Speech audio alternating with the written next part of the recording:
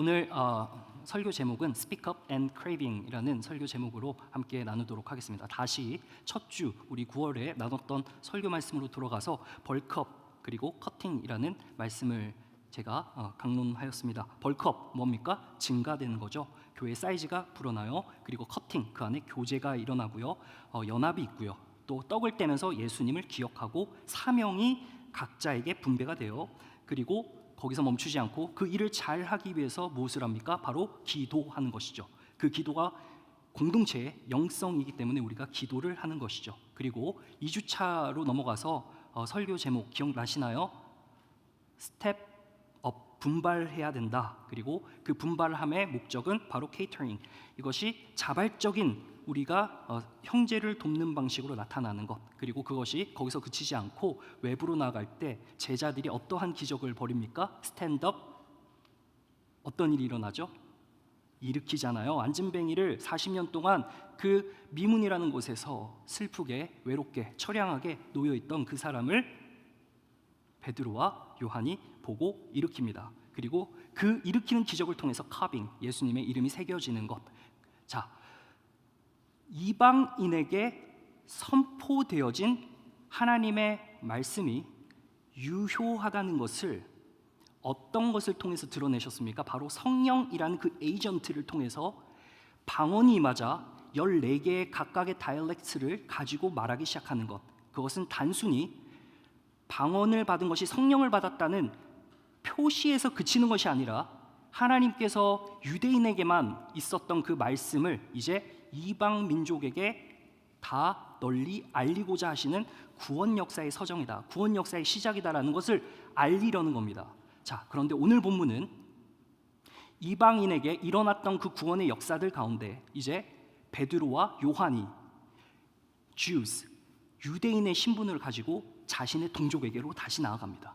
그리고 많은 동족들이 있는 곳, 오늘 본문에서 나오는데 그 본문에 솔로몬 행각이라고 있습니다. 여러분, 솔로몬 행각이라는 곳은 기본적으로 이 대중 집회를 할 수 있는 곳이죠. 사람들이 많은 곳, 그리고 그곳에서 함께 토론하면서 말씀을 강론하는 그 솔로몬 행각이라는 곳이 이제 이방인의 뜰이라는 곳이 있습니다. 템플을 이렇게 보면은 딱 갈 수 있는 이 위치가 지정이 되어 있어요. 이게 바운드리가 있습니다. 근데 이방인의 뜰이라고 해서 유대인이 아닌 사람들이 들어갈 수가 없는 곳인데 그곳에 지금 사람들이 막 몰리기 시작하는 거예요. 왜냐하면 스탠드업 일어났잖아요. 기적이 일어났어요. 못 걷는 자가 갑자기 일어나고 하나님을 찬양하면서 걷기도 하고 뛰기도 하며 성전에 들어가서 찬양을 하고 나오는 길에 베드로와 요한을 텁석 잡습니다. 덜썩 잡고는 못 가게 해요. 그러자 사람들이 모입니다. 무슨 일인 거고? 와, 기적이 일어났다. 근데 거기서 베드로가 목을 가다듬어요. 마이크 테스트, 마이크가 없었겠죠. 그때 당시에는 목을 가다듬고 어떻게 합니까? 큰 소리로 스피크업, 무언가를 이야기하기 시작합니다. 여러분, 오늘 이 설교 제목에서도 보듯이 단순히 목소리를 높여서 설교한 것이 아니라 무언가를 대항해서 무언가를 주저하지 않고 거리낌 없이 말하기 시작하는데요. 이 베드로가 사실 간이 좀 부어도 많이 부은 것 같습니다. 왜냐? 예수님이 살아생전에 계셨을 때는 그가 예수님이 십자가에 못 박히시러 가시는 그 길을 두려워하며 백업, 뒤로 물러섰습니다. 근데 예수님이 부활하신 것을 그가 두 눈으로 똑똑히 바라보고 성령이 임하시자 담대함이 생기고 나아가서 하나님의 말씀을 이야기하기 시작했다는 겁니다. 단순히 이방인에게만 선포될 그 말씀이 아니라 베드로의 크레이빙, 그가 열망하는 것이 무엇이었습니까? 바로 자기 동족, 자기 친지, 자기 지인, 그 친구들이 다시 예수님께로 돌이키기를 원하는 마음으로 이야기를 시작하는데요. 그 서두가 사람들아, 이스라엘 사람들아, 내 친구들아, 내 사랑하는 동포야, 왜 놀라냐? 이 기적을 보고 왜 우리를 주목하느냐? 너네 옛날부터 과거부터 능력 많이 체험했잖아. 하나님께서 불기둥, 구름기둥, 막 엑소더스 할 때 쫙 가르시고 이런 모든 경험들을 했는데 그런 경험을 했음에도 불구하고 왜 지금 이 일을 보고 놀라느냐라고 지금 서두를 때요. 스피치를 이제 하기 시작하는 겁니다. 베드로가 하고자 했던 핵심적인 설교의 포인트는 이 모든 기적들의 절정이 무엇이냐? 한번 따라해 주시면 감사하겠습니다. 예수님의 부활. 베드로는 3년 동안 예수님을 쫓아다니면서 따랐고, 그리고 예수님이 하신 모든 일들을 보았습니다. 그리고 그의 자칭 제자라 하는 자로서 사역을 하기 시작합니다. 제자는 다른 말로 하면은 종입니다. 둘로스라는 이 헬라어 단어를 쓰는데, 우리가 흔히 말하는 이 둘로스는 노예인 것이죠. 이 노예는 모종의 계약 관계가 성립이 되어 있어서 마스터의 뜻을 온전히 수행해야 합니다. 그래서 고로 제자, 다시 말해 종은 해야 할 일이 있습니다. 근데 해서는 안 될 말들이 있습니다. 하고 싶은 말들은 있지만 마스터 앞에서 감히 그 말을 할 수가 없는 거예요. 근데 예수님께서는 하라라고 말씀하세요. 네가 해야 할 일을 하고 해야 할 말을 하라는 거죠. 예전에 베드로 할 말 해야 할 말인데 하지 않았고 쫄아 있었더라면 지금은 이제 할 말 반하, 할 말을 반드시 해야 하는 그러한 상황에 지금 놓여 있습니다. 군중들이 지금 집중을 하고 있습니다. 보고 있어요. 그때 베드로가 이런 선포를 합니다. 우리 본문 13절 말씀을 한번 볼 텐데요. 그의 종 예수를 영화롭게 했다라는 것을 이스라엘 백성들에게 지금 선포하고 있습니다. 한번 읽어보겠습니다. 시작. 아브라함과 이삭과 야곱의 하나님 곧 그의 종 영화롭게. 자, 그의 종 앞에 어떤 단어가 나와 있어요? 하나님이죠. 하나님의 아들이라는 표현이 조금 더 자연스럽지 않을까요? 하나님의 아들이 예수님 아닌가요? 근데 하나님이 그의 종이라고 했을 때는 여기서 이 그의 종은 아까 전에 말씀드린 그러한 계약 관계가 아닙니다. 자, 우리가 종이라고 했을 때는 둘로스, 말 그대로 일을 해야만 하는 그 종이 있는가 하면은 여기서는 파이다라는 단어를 써요. 파이다라는 단어는 child, immediate offspring, 직계 자손이라는 의미가 담겨 있습니다. 그러니까 예수님께서는 하나님의 아들이라는 신분을 가지고 있지만 그가 해야 할 일은 종으로서 섬기는 그 일을 하신다라고 지금 이스라엘 백성들 앞에서 당당하게 스픽업하고 있는 겁니다. 왜요? 이스라엘 백성들이 예수님을 어떻게 봤습니까? 못 알아보고 이단 취급하면서 예수님을 blasphemy, 하나님을 모욕하는 자라고 눈에 시퍼렇게 혈안이 되어서 예수님을 죽이려고 호시탐탐 노렸던 자들 아닙니까? 지금 그들 앞에 서서 돌이 날아올까 무서워 쫄아야 하는 베드로가 지금 자신감 있게 외치기 시작하는 거예요. 그의 종, 하나님의 종, 너희가 핍박했던 그 예수를 하나님께서 뭐 하셨다고요? 협조해 주십시오. 영화롭게 하셨다. 여러분, 여기서 영화롭게 했다는 말이 뭘까요? 우리가 이런 말 많이 하잖아요. 하나님께 영광 돌립니다. 너무 감사합니다. 하나님께 영광 돌려요. 여러분, 영광을 돌린다는 말이 뭘까요? 영화롭게 한다는 말이거든요. 조금 쉽게 표현하면 칭찬하는 거예요. 너무 잘했어. 찬양팀 너무 잘했죠. 기도도 너무 좋았고 또 예배도 너무 좋고. 자, 이런 말들을 생산해내는 모든 것이 바로 영광이라는 뜻입니다. 쉽게 표현하자면 그렇습니다. 명성을 드높이는 거예요. 그래서 그 명성을 드높여서 다른 사람으로 하여금 그것을 이제 듣고 그건가 보다. 그게 맞나 보다. 진짜? 듣고 보니까 그런 것 같네. 그러니까 그 말을 사람들로 하여금 계속해서 되뇌고 반복해서 말할 수 있도록 누군가가 칭찬하는 것이 바로 영광을 돌리다는 뜻입니다. 누군가의 명성을 위해서. 여러분, 그래서 서로 사랑하고 격려하는 것, 공동체에서 너무 중요한 것은 조금 나와 맞지 않고 조금 모난 것 같고 나랑 비교했을 때 좀 이런 표현까지는 좀 그렇지만 좀 저 친구를 보면 고개가 갸우뚱거려지지만 그럼에도 불구하고 그것은 내 마음의 문제죠. 내가 칭찬함을 통해서 내가 그 사람을 다시 바라볼 수 있는 시야의 전환이 생기는 것. 여러분, 이것이 바로 영광을 칭하는, 표현하는 의미인 것이죠.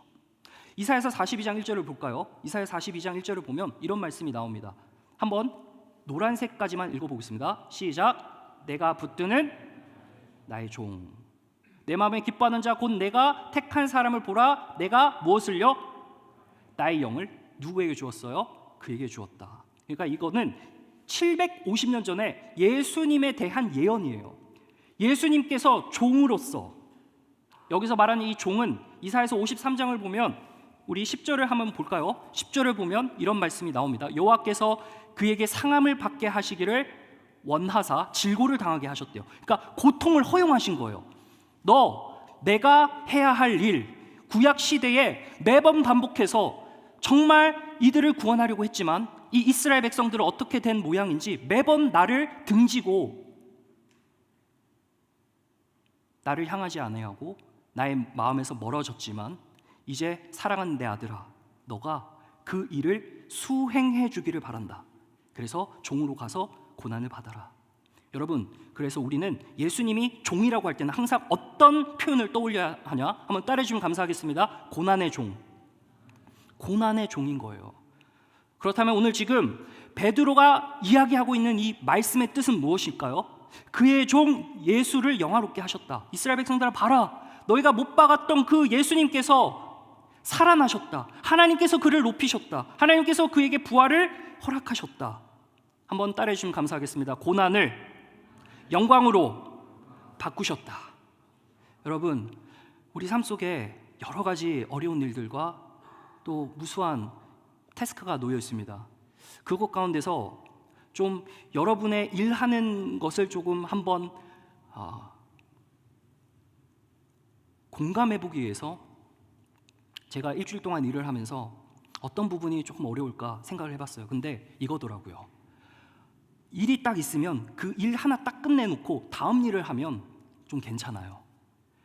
일이 여러 가지가 있는 건 이제 해야 할 일이기 때문에 하는데, 일이 딱 하나 놓여 있는데 갑자기 끼어드는 일들이 있어요. 막 이 일은 당연히 해야 되는 건데 갑자기 이것저것 이렇게 끼어들어요. 그럼 어떻습니까?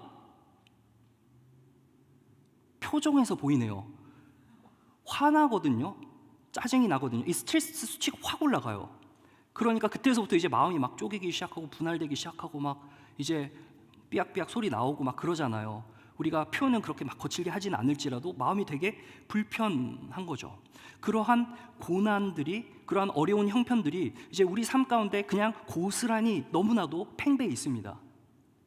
그것들을 우리가 어떤 방식으로 하나님께 영광을 돌릴 수 있을까를 한번 생각해 보면은 상당히 좀 과격한, 그리고 상당히 좀 말이 되지 않는 우리들의 그 인식, 그리고 우리들이 이 일을 바라보는 우리의 시선, 이제 이런 부분들을 우리가 조금 생각해 볼 수 있게 되는 것이죠.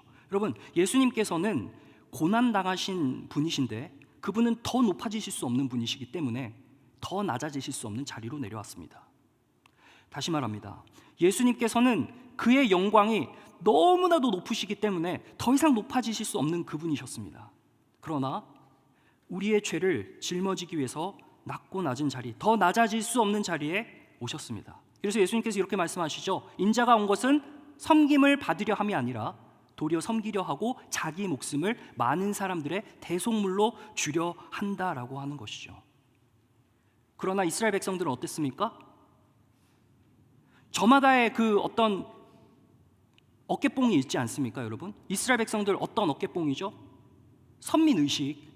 우리가 율법을 가졌다. 우리 하나님, 뒤편에 하나님 계시고 그냥 어려울 때마다 하나님께서 뭐 불기둥, 구름기둥 보내시고 만나 보내시고 엄청난 기적들을 행하시는 그분, 우리는 엄청난 대단한 사람들이라고 생각하면서 살아갔던 그들의 선민의식. 그러나 하나님께서는 그들을 종으로 팔아버리셨습니다. 그래서 700년 동안 진짜 제대로 아주 매운맛을 보게 되죠. 종살이를 700년 동안 하는 겁니다. 여러분, 이들의 머릿속에는 뭐가 있을까요? 우리 일제 침략 몇 년 동안 당했습니까? 대략 한 35년인가요? 그 35년 그 짧은 시간 동안에도 그렇게 외치면서 울부짖었던 순국 선현들의 외침, 대한, 독립, 만세.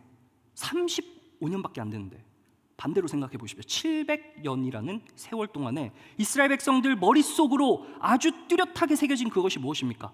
자주독립. 그들에게 있어서의 열망은 정치적인 독립이었어요.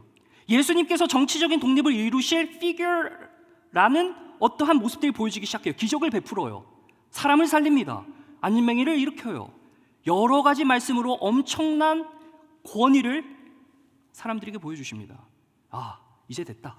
예수님께서 예루살렘 진출하셔서 이제 본점으로 가가지고 로마 모든 백성 싹 다 갈아엎으시고 이제는 메시아 왕국, 잃어버린 그 왕국을 다시 건립할 수 있겠다. 그러니까 이들 사이에는 열등감으로 찌들어 있으면서 동시에 반드시 독립해야 되고, 그리고 반드시 내가 누구보다 낫다는, 그러니까 선민의식으로 가득 차 있었던 이스라엘 백성들이었습니다. 여러분, 어제 코어리더 미팅을 하면서 그 맛있는 과자를 좀 먹었는데, 그 과자를 먹다가 갑자기 생각나서 좀 찾아봤는데요, 그 과자의 이름은 오징어 땅콩이었습니다. 그 오징어 땅콩을 먹다가 갑자기 갑질이 생각이 나는 겁니다. 권력, 남용. 바야흐로 10년 전 2014년 대한항공에 무슨 사건이 있었죠? 감사합니다. 네, 무슨 사건이요? 땅콩 회항 사건이라고 하죠. K2086편 JF 케네디 행으로 오는 그 비행기를 탄 승객 270명이 22초간 활주로 택시웨이를 나갔다가 벼랑간에 이렇게 회항하는 일이 벌어진 겁니다. 거기에 탔던 사장이었나요? 부사장이었나요? 그 여자분께서 마카디아 땅콩 봉지, 그분이 이제 대한항공 사장이었죠, 부사장이었죠. 땅콩을 봉지채 받았어요. 근데 그 봉지채 받은 그거를 이제 기분이 나쁜 거예요. 야, 이렇게 서빙하는 게 맞아? 야, 매뉴얼 가져와! 라는 이야기를 합니다. 그 승무원이 너무 놀래가지고 화들짝 놀래서 사무장한테 찾아가요. 사무장한테 알립니다. 그러자 사무장이 매뉴얼이 담긴 태블릿을 가지고 급하게 달려와요. 달려오니까 이 조 부사장이 이야기를 합니다. 야, 그거 아니고 갤리 인포라는 거 가져오라고.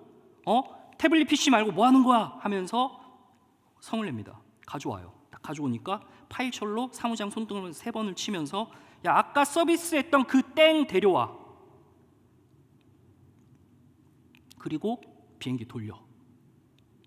엄청난 권력 남용 아닙니까? 그러니까 권력이 있는 거예요. 클래스가 있으니까 함부로 막말을 하는 겁니다.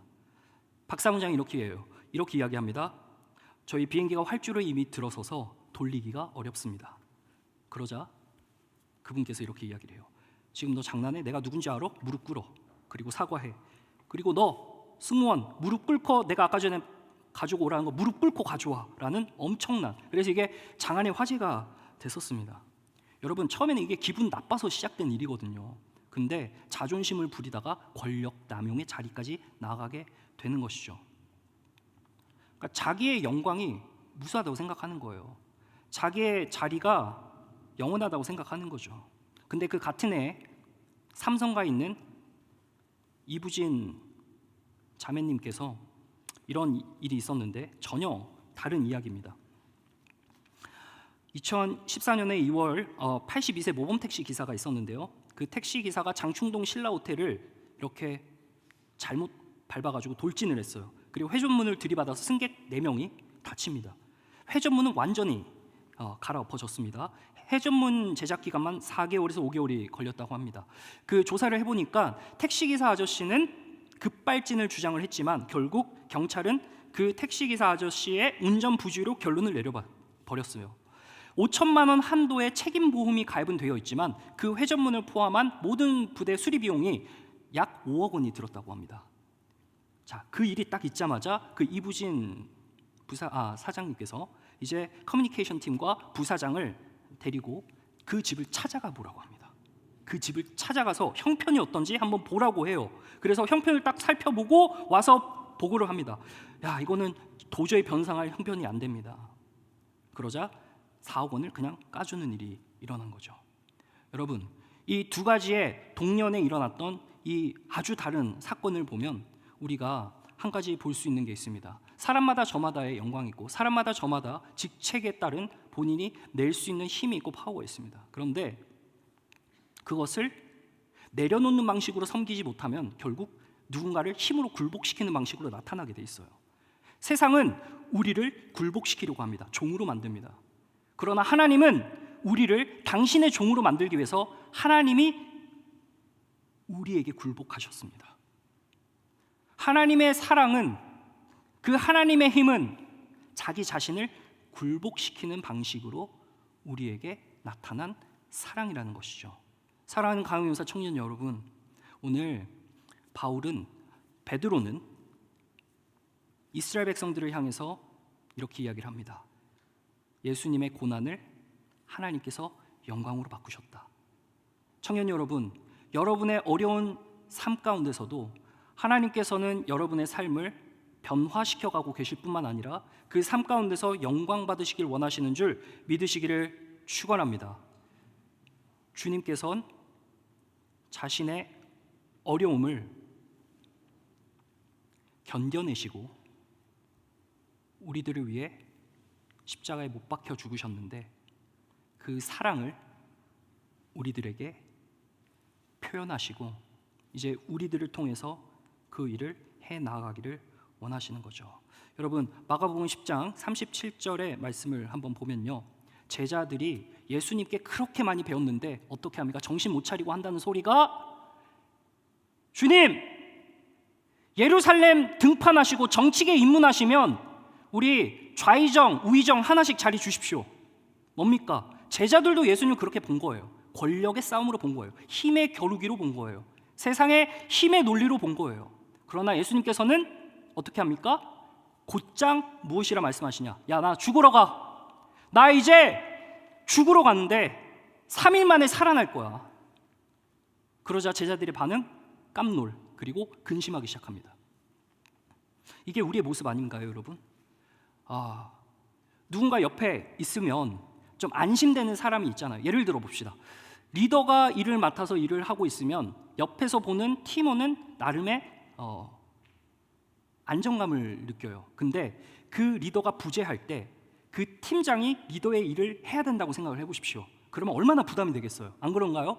여러분, 한 번씩 직장 가셔서 일을 하다가 내 동료 직원이 빠졌을 때 그 갭을 내가 메워야 할 때가 있지 않습니까? 아닌가요? 저는 메워요. 저기 목사님들 메웁니다. 가끔씩 이제 뭐 조절을 잘 해야 되겠지만 그런 일이 있잖아요. 그러면 얼마나 부담이 되는지 몰라요. 왜냐하면 그 일을 잘하고 싶은 마음도 있고 그 사람에게 피해를 안 주고 싶은 마음도 있을 뿐더러 그것은 결국 내 이름과 직결되기 때문에 잘 해야 된다는 압박감이 몰려옵니다. 그럴 때면 너무 힘들죠. 이걸 어떻게 해야 되나. 정말 이 부담이 돼요. 제자들도 마찬가지였어요. 근심했어요. 예수님 가신대, 없어진대. 이제 야 죽으러 간다 그러니까 제자들이 근심하기 시작해요. 예수님 옆에 있을 때 너무 편했거든요. 마스터가 그냥 알아서 다 하니까. 에이 야 일어나 파바박 막 다 되니까. 근데 제자들이 홀로 남겨질 그때를 생각해 보면 암담한 거예요. 여러분, 제자들에게도 저마다의 고난이 우선돼야지만 그들에게 영광이 있었듯이 우리에게도 그리스도인은 영광을 받기 전에 무조건적인 공식은 고난이 따른다는 사실을 기억하시기 바랍니다. 고난은 반드시 따르는 일입니다. 예수 믿고 잘 먹고 잘 사는 것은 60, 70, 80년대 일이에요. 그때는 복음이 알려지는 것이 필요했기 때문에 하나님은 그런 기적들을 일으키셨지만 지금처럼 우리가 나아진 환경에서 우리 저마다의 복음의 본질이란 바로 잘 먹고 잘 사는 데 있지 않고 예수님을 따르는 것이 고난이지만 그 고난의 끝에는 반드시 하나님께서 영광으로 우리의 이름을 높이신다는 사실을 기억하시기 바랍니다. 다소 추상적일 수는 있지만 여러분, 이 사실은 불변하는 인간사의 진리입니다.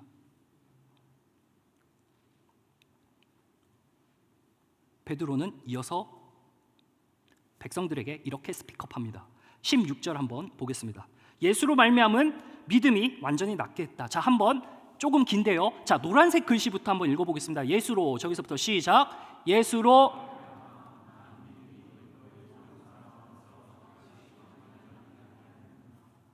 자, 예수로 말미암아 난 무엇이요? 믿음이 완전히 낫게 했다고 합니다. 자, 여러분, 여기서 내가 믿음이 없다라고 생각하시는 분은 손을 들어보세요. 아무도 없죠? 네, 다 믿음이 있어요. 어떤 믿음이죠? 본질적인 그 믿음이 뭡니까? 구원받는다는 거잖아요. 예수의 이름이 능력이 있으니까. 그 예수의 이름에 능력이 있다는 말 뭡니까? 그 예수가 죽으신 그분께서 부활하신 그것으로 말미암아 우리가 입은 그 능력이 우리에게 전가될 때 우리도 똑같은 영광을 받는다는 거 아닙니까? 근데 지금 베드로와 요한이 그 병자를 일으켜 세웠어요. 그리고 낫게 했어요. 예수님의 이름으로. 근데 어떻게 일어났느냐? 믿음이 그렇게 했다는 거예요. 여러분, 여기서 우리가 좀 생각해 봐야 될 게 있습니다. 베드로와 요한이 믿음이 좋아서 이 병자가 일어났다. 1번. 손 들어 보세요. 1번. 네. 자, 그러면 이 병자의 믿음으로 일어섰다. 2번. 네, 손을 들지 않도록 하겠습니다. 다소 민망하니까요. 네, 그냥 생각해 보시면 되겠습니다. 자, 3번은 예수님에게서 나오는 믿음으로 구원을 받았다. 일으켜졌다. 무엇일까요? 네, 셋 다 맞습니다. 세 개가 삼박자가 맞아야지 회복이 일어납니다. 하나님께서 믿음을 주셔야 돼요. 그리고 그 믿음을 전달하는 여러분들을 통해서, 입술을 통해서나 행동을 통해서 드러나는 그 믿음으로 여러분들 주변 사람들을 보시지 않나요? 누군가 한번 떠올려 보십시오. 그 사람 구원받았으면 좋겠다. 하나님이 주셔야 그 사람 구원 가능한 거예요. 근데 하나님이 그 사람한테 덩어리 자 믿음 받아 이게 아닙니다. 여러분을 통해서 가는 거예요. 여러분을 통해서 갈 때 그 사람이 반응까지 해줘야 돼요. 그러니까 이 믿음이라는 것은 총체적인 겁니다. 단순히 그냥 한 사람의 열심으로 되는 게 아닙니다. 여러분의 열심을 통해서 그 사람에게 복음의 씨앗이 심겨졌다면 누군가를 통해서 또한 겹겹이 쌓이고 쌓인 그 세월의 나이테를 통해 언젠가 하나님께서 역사하실 그 날을 우리가 손꼽아 기다리면서 전도하는 거 아닙니까? 그 사람을 위하지 않습니까? 여러분, 예수로 말미암아 믿음이 완전히 낫게 됐다. 예수를 믿음으로 말미암아 이 사람이 회복하게 됐다. 바로 예수님의 믿음, 그리고 누군가에 전해주는 그 믿음 이야기. 여기서는 피터와 존이죠. 베드로와 요한. 그리고 결과적으로는 병고침을 받는 안진뱅이. 그 사람의 믿음의 반응이 다 있어야 된다는 것이죠. 마태복음 17장 17절을 한번 보도록 할게요. 한번 읽어볼까요? 시작. 예수께서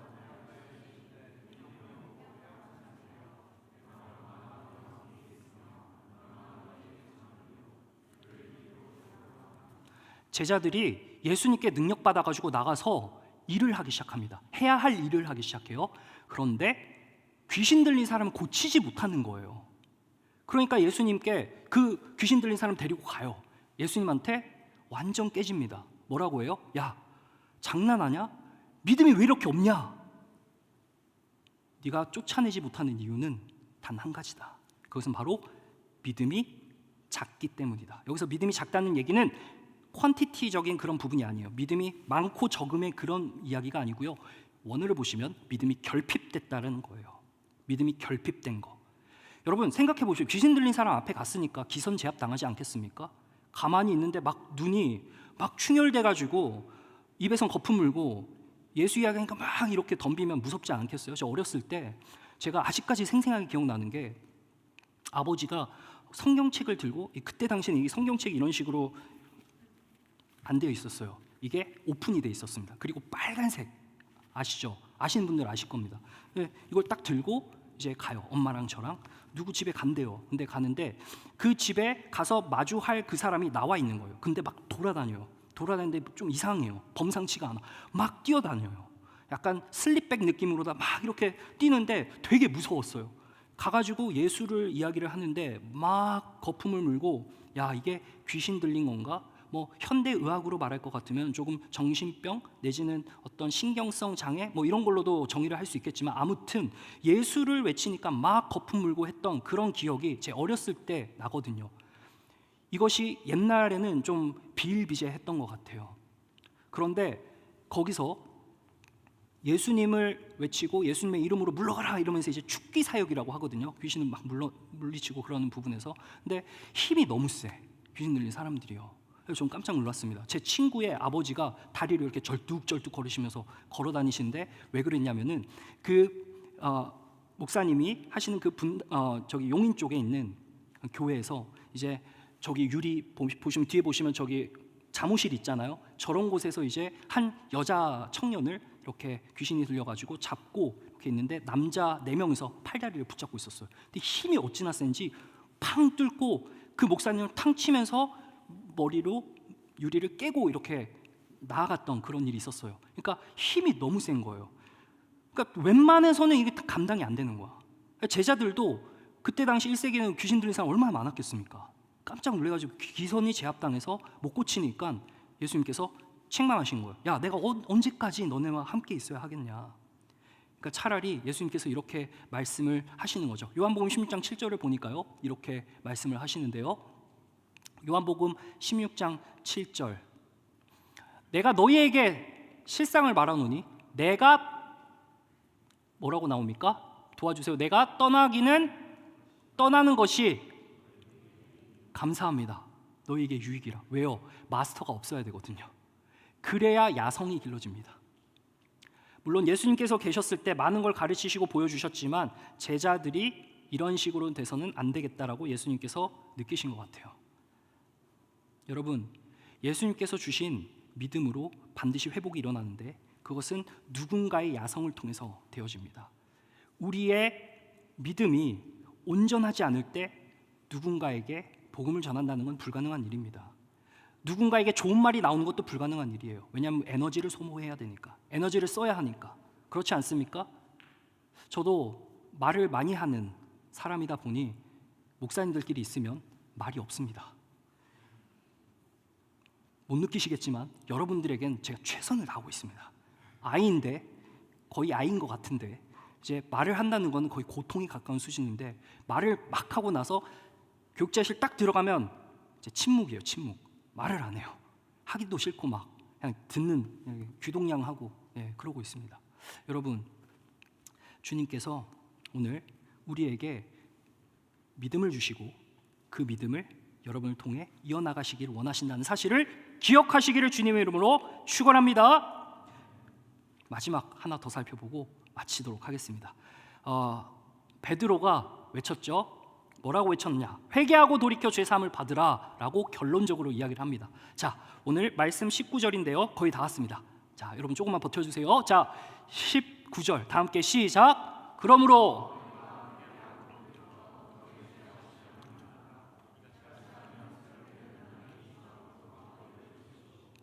예수님을 영화롭게 하셨다. 고난의 종을 고난의 자리에서 영화롭게 하신다. 고난의 공식이 바로 영광으로 가는 길이라는 것을 백성들에게 알려줬어요. 그러니 이스라엘 백성들아, 너희가 당했던 고난은 너희가 사실 고난을 받기 싫어서 고난의 이유도 묻지도 않고 그렇게 처절하게 내팽개쳐져 있지만 사실은 그 고난을 통해서 하나님께서 영화롭게 하실 테니 예수를 믿어라라고 말을 하고 나아가서 예수님을 믿어야 되는데 그 믿음을 너희에게 주시고 우리들을 통해서 이야기를 하니 너희가 반응해라는 거예요. 그 반응의 결론이 무엇입니까? 바로 회개, 돌이켜 죄사함을 받으라.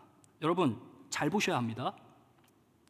에이스토 엑살레페테네이 휘문타스 하마르티아스라는 헬라어를 씁니다. 무슨 말이냐면 회개하고 돌이키자마자 죄사함이 오는 것이 아닙니다. 회개하고 돌이킬 때라야, 회개하고 돌이키는 것이 우리에게 장착되어야 죄사함을 받는다고 오늘 본문은 이야기하고 있습니다. 그냥 주님 오늘 죄 지었네요. 미안, 쏘리. 한번 노력해 볼게요. 주님, 오늘은 좀 힘들어서 좀 게으름을 피우겠습니다. 보고 계시다면 즐겨주십시오. 이런 게 아니잖아요. 이런 회개가 아니거든요. 회개하다라는 말은 여러분 많이 들으셨겠지만 자신의 마인드를 바꾸는 거예요. Change one's mind. 바꾸는 거예요. 생각을 바꾸는 거예요. 그리고 돌이키다라는 말이 뭡니까? 방향을 바꾸는 거예요. 내 생각을 바꿔서 방향성을 완전히 바꾼 뒤에라야, 그러한 행동을 할 때라야, 그러한 길로 갈 때라야 너가 진정으로 회개했구나, 진정으로 네가 돌이켰구나라는 것을 하나님이 보시고 죄사함을 주신다는 겁니다. 말로 몇 마디 올려드리는 기도로는 죄사함을 받을 수 있을지 의문이라는 것을 여기서 퀘션 마크로 제기할 수 있는 거죠. 사랑하는 우리 강한 용사 청년 여러분, 여러분은 주님의 귀한 자녀들이고 귀한 직계자손 신분으로서 종의 일을 수행하는 분들입니다. 여러분들 가운데 회개하심이 있었기 때문에 그 일들을 지금 하고 계시고, 방향성을 고쳐냈기 때문에 여러분들이 그 방향을 바라보고 조금은 힘들지만 나아가고 있는 것입니다. 철저히 돌이켜 우리가 우리의 삶 속에서의 무질서함에서 벗어나야 하는 것이죠. 여러분, 사진 한 장을 보도록 하겠습니다. 여러분, 연력학 제2법칙이라고 아시나요? 엔트로피 법칙입니다. 제가 집에 가면 급할 때 막 양말 벗고 그리고 옷 이렇게 하고 막 이렇게 가지런하게 하고 싶은데 그게 좀 귀찮을 때가 있어요. 공감하시면 끄덕끄덕. 대단히 감사합니다. 근데 내가 언제 그랬냐는 듯이 막 이렇게 펼쳐놓는데 정리할 때 되면 시간이 더 걸려요. 그래야 안 그래요? 그렇잖아요. 그러니까 우리가 어지럽히고 뭔가 무질서하게 가는 건 너무나도 쉬운데 그것을 질서로 다시 orderly하게 in orderly manner 이걸 뭔가를 하는 건 너무 어려워. 이게 죄의 습성이에요. 죄의 습성. 촉근 이론이라고 있습니다. 자, 이 말씀 하고 마치도록 하겠습니다. 슈퍼스트링 티어리라는 것이 있어요. 자연계 모든 입자와의 상호작용을 하는 파티클이 있어요. 아주 미세한 거예요. 아주 미세한 그 입자를 우리는 수소 원자라고 부릅니다. 이 수소 원자가 이제 끈으로 이루어져 있다는 것을 입증하는 이론이 촉근 이론이라는 거예요. 그래서 그 입자가 끈의 어떤 파동을 빌려서 대칭적으로 진동을 한다는 것을 설명하려는 시도에서 나온 것이 바로 이 이론입니다. 엄청나게 짧은 끈인데요. 이게 10의 마이너스 35승, 그러니까 거의 더 이상 작은 길이가 이제 없을 정도로 엄청난 이건 뭐 측정이 안 되는 미세함입니다. 그 끈 안에는 정보가 있어요. 그리고 그 정보 안에는 파동이 있습니다. 여러분 각자의 파동이 있어요. 행동하면 파동이 나오는 거예요. 우리가 보이지 않는 미시 세계에서는 파동이 나오는 거예요. 행동하는 모든 것들에는 정보가 새겨져 있고 파동이 있습니다. 어떤 정보를 담고 어떤 진동이 있느냐에 따라서 그 물질의 형태와 특징을 결정짓는 것, 바로 이게 촉근 이론인데요. 여러분, 그런 관점에서 봤을 때 우리의 마음의 생각, 그것이 바로 파동이에요. 여러분이 생각하는 그 모든 것은 파동이에요. 정보가 있습니다. 다 입력이 돼요. 우리의 기도의 방향과 내용이 어떤지에 따라서 우리의 신앙이 결정된다는 뜻입니다. 여러분의 기도의 내용과 기도의 방향성이 어떤지에 따라서 여러분의 신앙적인 삶, 여러분의 생활적인 패턴, 교회의 모습, 공동체의 모습, 이게 다 결정된다는 거예요. 시편 19편 13절과 14절은 아마 이 이론을 조금 더 드러내는 것이 아닌가 싶어요. 한번 마지막 말씀 두 구절입니다. 한번 읽어보고 마치겠습니다. 시작. 또 주의 고의로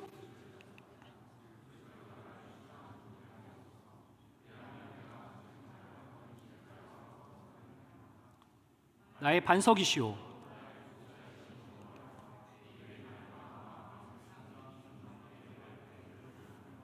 사랑하는 강한 용사 청년 여러분, 우리에게 진정으로 이 오늘 베드로의 설교를 통해서 필요한 것은 비단 예수 그리스도를 십자가에 못 박은 이스라엘 백성들을 향해서 회개하라, 돌이켜라, 그래서 죄사함을 받으라 라는 것에서 끝나는 메시지가 아닌 것입니다. 우리 예수 그리스도를 믿는 우리조차도 때로는 너무나 당연한 듯 무질서한 습관에 빠져 예수님의 이름만 걸핏 빌려 말로만 하는, 입으로만 하는 회개가 우리 속에 있는지 모르겠습니다. 사랑하는 강용사 청년 여러분, 모든 것이 새겨져서 모든 특징과 형태를 결정짓는다는 사실을 기억하시기 바랍니다. 우리의 생각, 우리의 말, 그 모든 것이 기도 아닙니까? 사실 우리가 생각하는 거, 무시로 하나님께 기도하는 거, 우리가 말하는 거, 그게 우리의 고백인 거예요. 툭 하고 던진 말이 나인 겁니다. 그 던진 말에는 능력이 있어서 그 사람의 마음으로 하여금 진동을 일으키고 그 사람이 disorderly한 방식으로 새겨지는지도 몰라요. 그렇기 때문에 말이 무섭고 조심스러워야 될 뿐만 아니라 이러한 부분을 우리가 죄라는 관점에서만 추상적으로 생각할 것이 아니라 이것이 정말로 새겨지고 형질과 특질을 형성하는, 그래서 우리의 삶을 어떻게 보면 형성시키는 부분이라는 좀 더 실제적인 어떤 부분으로 가져간다면 우리가 조금 더 이 죄에 대한 부분을 인식하지 않을 수 있을까 생각됩니다. 사랑하는 가나안 유사 청년 여러분, 오늘 피터의 대중설교, 해야 할 말 했던 글을 통해서 우리가 고난을 통해서 영광으로 간다는 것을 기억하시고, 고난이 있을 때 불평, 불만은 조금 덜어내시고 그 고난으로 인해서 하나님이 나에게 영광을 보여주시는구나라는 감사하는 방향으로 선회하시는 저와 여러분 되시길 간절히 축원합니다.